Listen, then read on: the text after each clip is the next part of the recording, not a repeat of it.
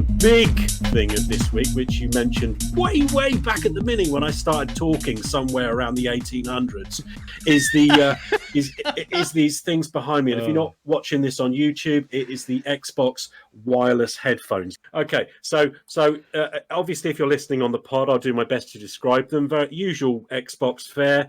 They're black with the green trim around both of the headphones on either side. My big first thing when taking them out of the box, and again, the box wasn't quite as flashy as maybe the Series X box, but it was done in the same way. It was like a slanted like display. So you open up the box and they're kind of just sitting there going, hello. It's just a little bit of tiny extra effort. It's still all just plastic box and stuff like that, but it's just that little tiny, the way it's presented to you as you open it up. It's not just in between two bits of polystyrene and you pull out. So it's very nice. A really good Christmas present, yeah, you feel like you're getting something a bit bespoke, it's something a bit nice. And the actual quality and the actual design of them is absolutely fantastic.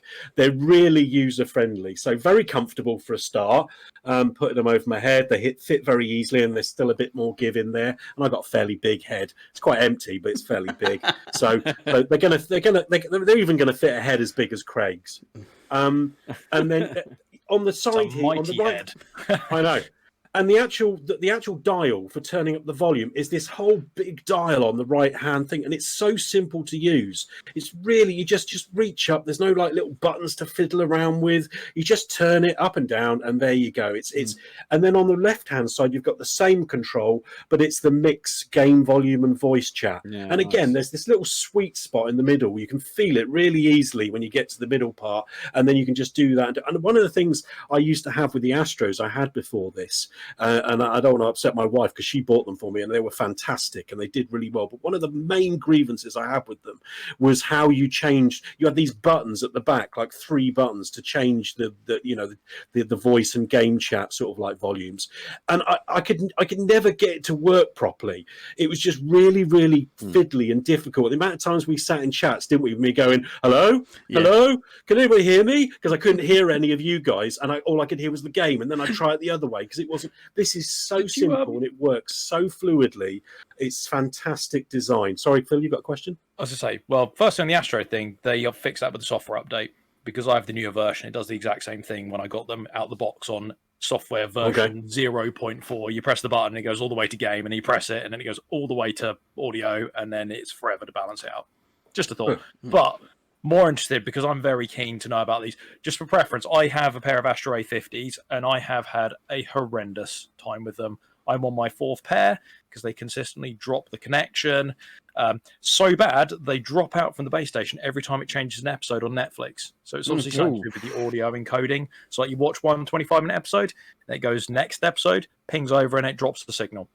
I can say now, I've never had, when I was using mine, I never had really any. My problem with Astros was like things like the ear cups just never lasted. But yeah, that sounds terrible, mate. I couldn't have ones be done by now. The new ones you can magnet them out, so you just pop them out and buy a new one. Well, that's what I've got. But yeah, they were the only problem. Honestly, I think they're brilliant. They sound amazing.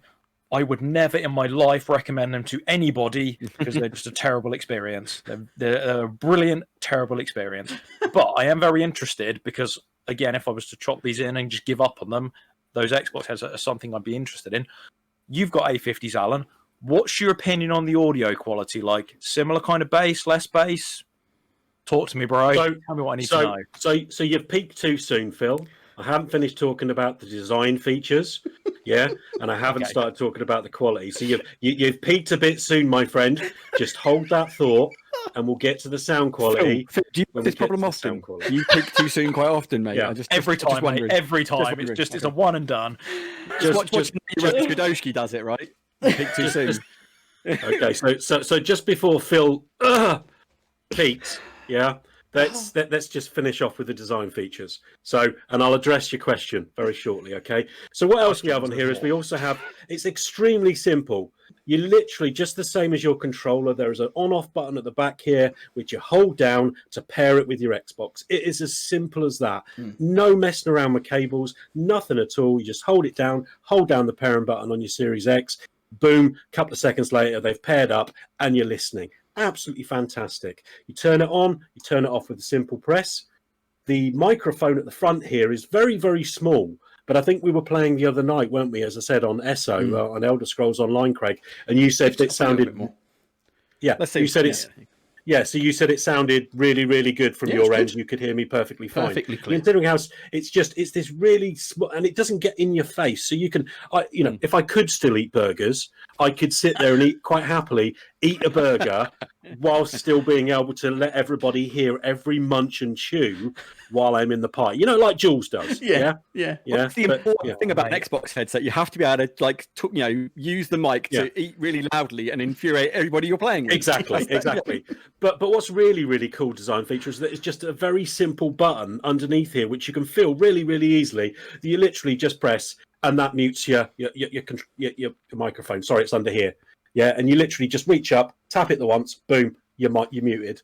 Chat again. So everything about the design is really, again, it seems to be this is a common theme with Xbox, Microsoft products these days, which is one of the things I'm going to talk about a bit later. But yeah, it's that it's just so simple and easy to use. Very simple to set up out of the box. Really simple to actually use. Elegant, nice looking, absolutely fantastic. When we come to quality, so I'm getting to your point, Phil, and I put on Metro 2033 as the first game I wanted to try because I thought a good first-person shooter with a good, nice bit of environment, that it was amazing. I'm not going to kid you. I could hear the crunch of snow under my feet, and there was one of those weird rat mole type creatures. I'm at very early level in the game. At the train, we're broken down, and there's all this water and marsh, and I could hear one over in the distance, and I could actually tell where it was. Yeah, I could actually look over to where I thought it was, and it was that the sound direction was just perfect. And then I fired my gun, and I nearly pooed myself because because it was so loud. It was like, and I was like, oh my god, because it was obviously I might have turned it up a bit high, and I was just walking around on snow and stuff like that, and then but the sound quality was superb. I also put on Forza 4, and again the sound quality was absolutely banging. So far everything is good. Then I watched the Schneider cut, and I thought I'll watch them with the headphones on. Yeah, so I'll see how they are. And I have to say I was really unimpressed. It sounded really, really flat. I'm no sound expert. I'm no expert on anything technical, as we already know. But it was just you could just tell there was no depth to the sound. It just felt really, really flat all the time, and I just couldn't figure out what I needed to do. And it took a little bit of research on YouTube and a little bit of looking actually within the settings and stuff. And Craigie Poos helped a little bit. And eventually I found out you actually need to download an app, the Dolby Atmos app. And once I downloaded that app, I was actually able to access I don't know whether you can access the equalizer before that or after that. You can. Yeah. But you were able to actually change the sound output to Dolby Atmos. And the transformation was just phenomenal. Yeah. All of a sudden, it was like I was sitting in a cinema, and the sound was just banging straight into my earphones.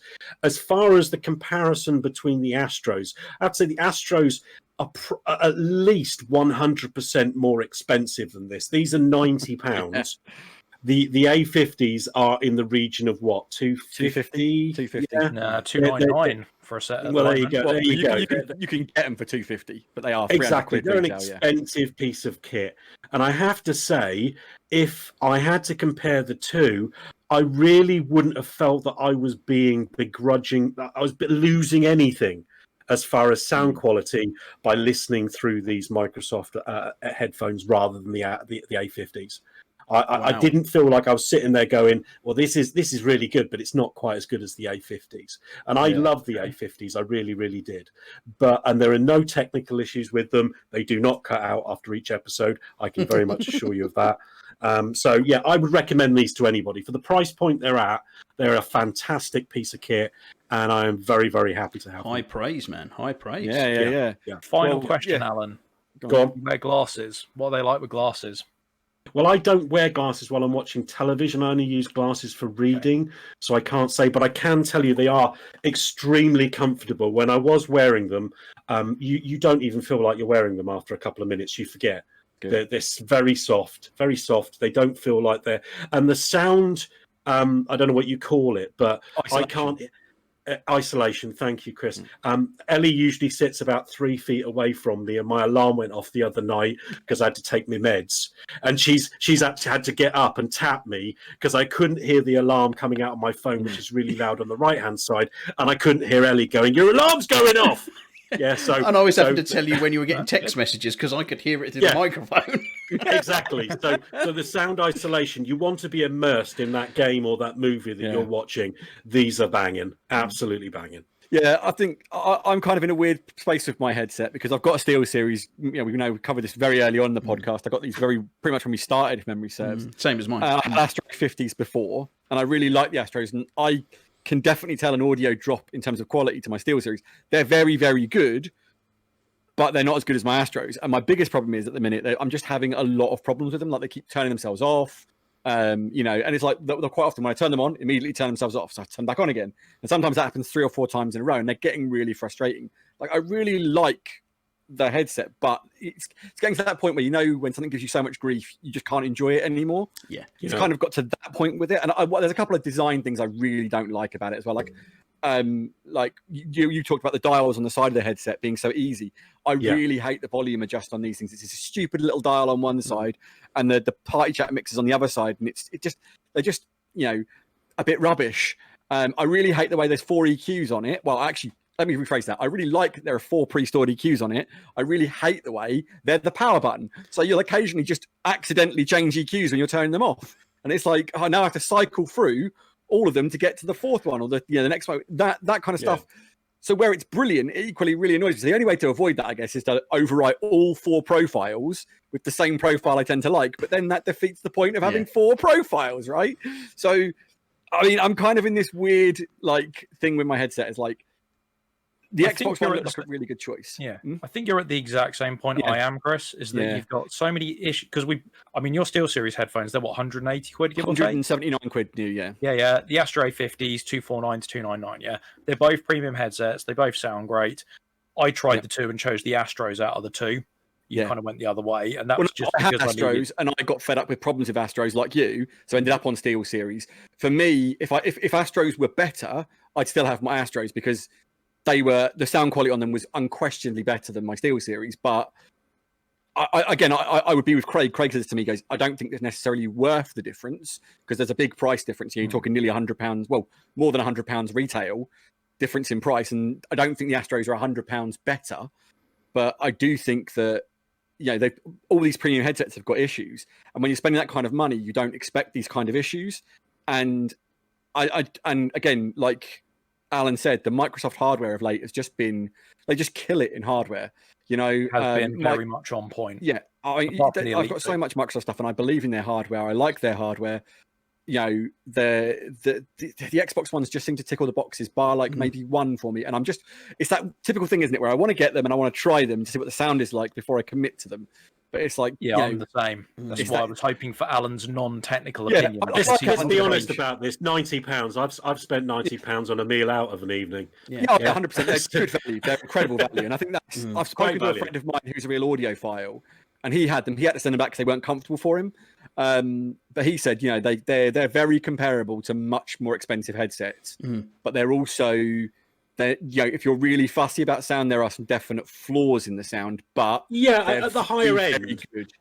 I mean, at the higher end, you are going to get some distortion. I mean, at that price point, you're not going to expect that pristine. But I think what everyone says is you could charge 150 for these, and they'd still be good value. Definitely. I think that's a great testament to Microsoft, and I think your recommendation might have sold me to give them a punt, to be fair, and see how I fare with them. I think I'm very much going down the same route as well as you, Chris, because I mean, when I had my Xbox One X, I had the obviously the 9X, the Arctis 9X Steel Series, same as you.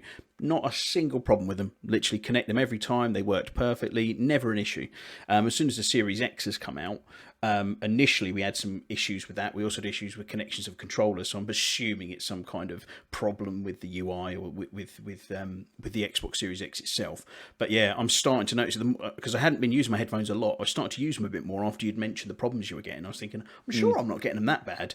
And I've really noticed it now. They keep They'll all of a sudden they start cutting out and popping, and then they'll go off. Yeah. And then I can't get them back on again, and then I have to reset my Xbox, and it's just becoming a right pain in the backside. And you know, like I said, the little dials are a bit of a pain. I really love the idea of having those, you know, complete discs on the cups like that. Just so, why haven't people done that more? And another thing I hate with things to charge is the worst thing to happen to USB ever is micro USB. I hate micro USB connections. Absolutely suck. With that? Yeah, and USB-C on the new ones, aren't they? One of the reasons when Microsoft announced that I went to USB-C, I'm really interested. See, there was the option of going for a SteelSeries 7X, which is the sort of less premium version of what we've got. Comes with a USB stick that plugs in. They were for the thing, and I was like, I'm kind of like on that. But I think if I'm going to go at that point, because they're both the same sort of price point, I think I'm just going to go for the Microsoft ones. To be perfectly honest with you, I do. So I'm really pleased to hear you like him, Alan. I think it's a recommendation. I think I might have convinced me to give him a punt. Maybe, I don't know. Cool, brilliant. I'll give it another bit of thought. But thank you. Cool. Right. So that was in depth. That was a long one for me. Sorry about that. No, that's fine. That's fine. It's all good stuff.